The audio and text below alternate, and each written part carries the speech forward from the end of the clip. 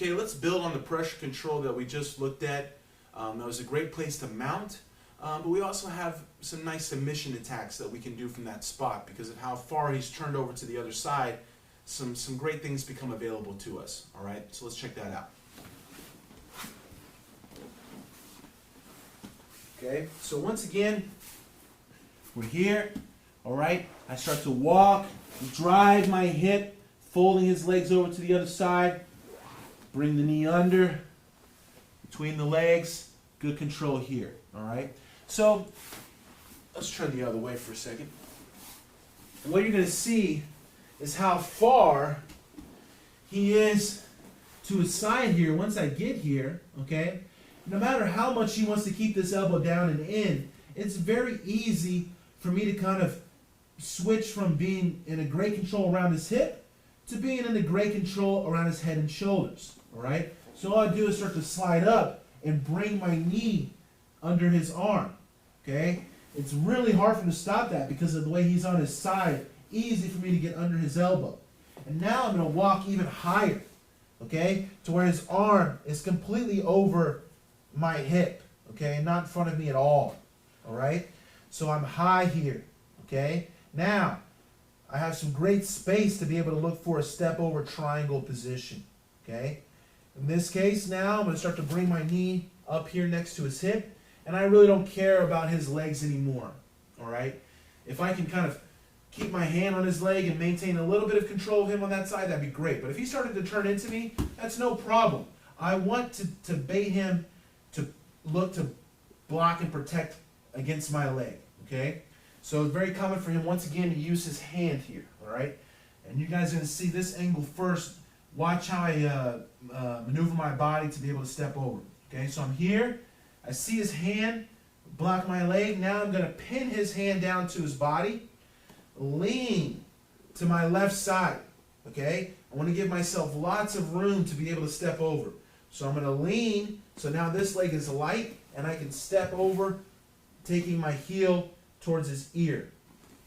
Okay, so I managed to get to this spot right here, okay? Now I have options, all right? I can work for the arm, the elbow, okay? Or I can continue to go for the triangle, all right? Let's talk about the triangle first, okay? So my hand was under his head. My arm was around his head. So my hand can reach and grab my leg, okay? Right here on the bottom part of my shin. Now what I'm going to do is I'm going to adjust my weight, almost like I'm going to fall over, but I have my hand here for base. Okay? I'm just going to fall towards my hand.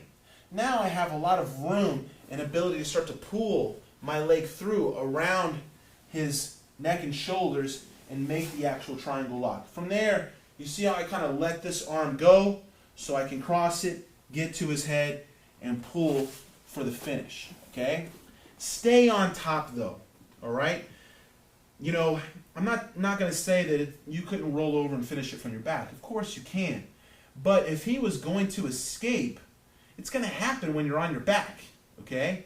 He's going to be able to stack or get some sort of twist or movement to be able to free himself from the triangle, all right? So I'd much rather stay in this mounted triangle position and finish it on top where I know he's not going anywhere, all right? So, you know, I got to this spot, grab my leg, I'll just lean, stay on my hand, and pull and adjust, bring my leg through, make the lock from here and let it go. Pull on his head. Obviously, I can work on his arm, his shoulder, the wrist. You know, the world is mine right there, okay?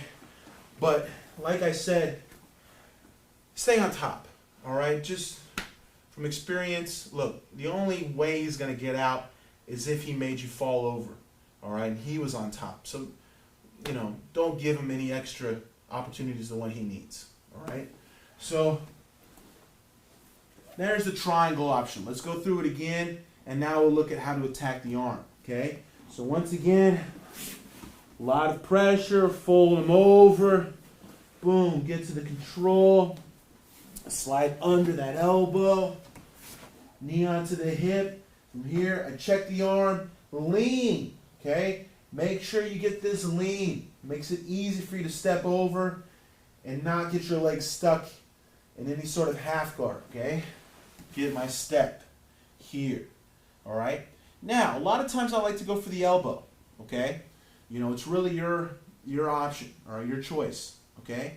To do so, I'm going to let go and slide my hand down, and I'm going to grip his elbow. Not the sleeve, not the cloth. All right. I have no control of him being able to twist and turn his elbow and his wrist. Okay. So I'm going to slide down and grip his elbow. I can feel his elbow in the palm of my hand. From here, I'm going to turn it and pinch my elbow to my ribs, keeping his wrist in my armpit. Now from here, I'm just going to bring my other knee up on my foot. From here, I'll just pinch my knees together and a little lean, and this one is very tight. Okay? You can sit back on this one. Once again, why? Okay? This is going to be the stronger place for me to finish. Less risky, okay? But if I need to, I could fall, all right? Keep that squeeze, and now use my hip and lean back for the finish, all right? But I like to just stay on top right here. Once you bring this knee goes from the floor to here, it's pretty much done, okay? So, one more time. Go this way. Good control.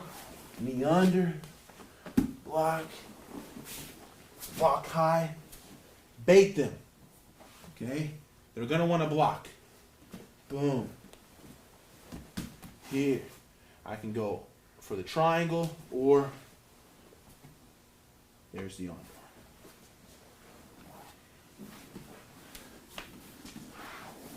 So once again, we're combining the position with the submission. Okay, we fold them over, get to a place where we can mount, or if we decide that we'd rather attack directly for the submission, from there you can make the choice, slide up towards the head, look for your step over triangle, or that extremely tight armbar finish there.